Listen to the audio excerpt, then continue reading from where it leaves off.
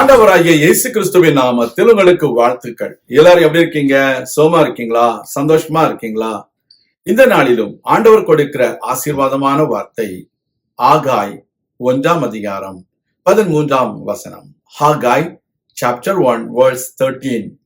அப்பொழுது கர்த்தருடைய தூதனாகிய ஆகாய் கர்த்தர் தூது அனுப்பிய வார்த்தையின்படி ஜனங்களை நோக்கி, நான் உங்களோடே இருக்கிறேன் என்று கர்த்தர் சொல்லுகிறார் என்றார். அருமையான தேவனுடைய பிள்ளைகளே, பாபிலோனிலிருந்து எருசலேமுக்கு திரும்பி வந்த தேவனுடைய பிள்ளைகள் ஆலயத்தை கெட்ட தொடங்கின பொழுது பல எதிர்ப்புகள் வருகின்றன, பல கேலி பேச்சுகள்.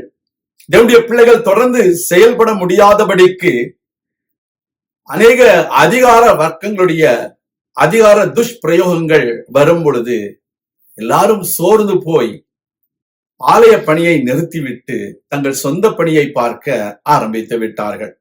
அந்த வேளையில் ஆண்டவர் தம்முடைய பிள்ளைகளோடு கொடுக்கிற ஒரு உற்சாகமான வார்த்தை தான் இது.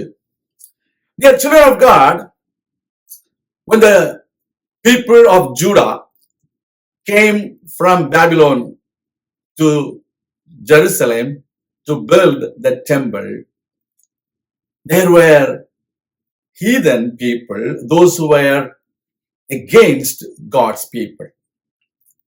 They did not allow God's people to continue the building of the temple.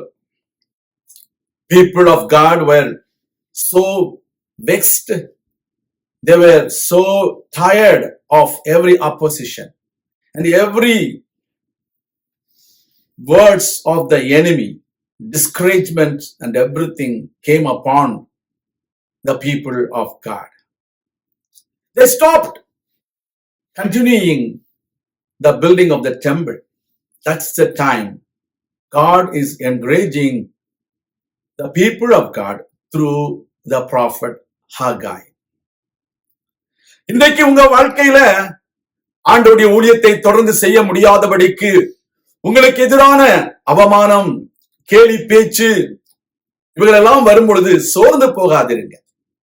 கர்த்தர் சொல்கிறார், மலையின் மேல் போய் மரங்களை வெட்டி கொண்டு வந்து ஆலயத்தை கட்டுங்கள், அதன் மேல் நான் பிரியமாயிருப்பேன், என்னுடைய மகிமை அதிலே விளங்கும் என்று சொன்னார். The Lord God told them, do not stay idle, but go to the mountains, bring the logs and build the temple of God. I am pleased in that. Today, whatever may be the opposition, whatever may be the enemy's tricks, do not be discouraged. Go out and bring the souls. Do not stop ministering, but work hard. The Lord God will be pleased in that ministry. Children of God, God said, I am with you. I am with you. He is with you. Believe those words.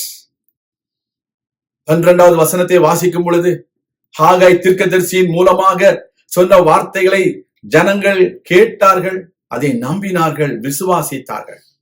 Today the word of God is coming to you. Do not be discouraged, but do the work of the Lord. The Lord God is with you. He will prosper everything whatever you do. இன்றைக்கு நீங்கள் செய்கிற எல்லாவற்றிலும் கர்த்தர் கூட இருந்து உங்களை ஆசீர்வதிப்பார், உங்களுடைய ஊழியத்தை ஆசீர்வதிப்பார், உங்களுடைய முயற்சிகளை ஆசீர்வதிப்பார், உங்களுடைய தேவைகளை சந்திப்பார், உங்களை மேன்மேலும் அநேகருக்கு ஆசீர்வாதமாக வைப்பார். இதன் மூலமாக தேவனுடைய மகிமை உங்கள் ஊழியத்தில் விளங்கும். விசுவாசியுங்க, கர்த்தர் உங்களை ஆசீர்வதிப்பாராக. நான் உங்களுக்காக ஜெபிக்கிறேன். எங்கள் அன்பின் பரலோக பிதாவே, உடைய பிள்ளைகளுக்காய் நான் ஜெபிக்கிறேன். உடைய பிள்ளைகளை ஆசீர்வதியும். அவருடைய ஊழியத்தை தடை பண்ணுகிற சத்துருவை நாங்கள் இயேசு கிறிஸ்துவின் நாமத்திலே முறியடிக்கிறோம். ஒரு தெய்வீக வல்லமை இறங்கட்டும். உடைய பிள்ளைகளுடைய வாழ்க்கையில தேவ வல்லமை இறங்கி அவருடைய ஊழியங்கள் தொடர்ந்து நடைபெறவும், தேவைகள் சந்திக்கப்படவும், எதிர்ப்புகள் எல்லாம் அடங்கவும் கர்த்தாவே உதவி செய்திடணும். தாழ்த்தி உடைய கரங்களில் ஒப்புக் கொடுக்கிறோம். இயேசு கிறிஸ்துவின் நாமத்தில் ஜெபிக்கிறோம் எங்கள் நல்ல பிதாவே, ஆமேன். கர்த்தர் தாமே உங்களை ஆசீர்வதிப்பாராக. ஆமேன்.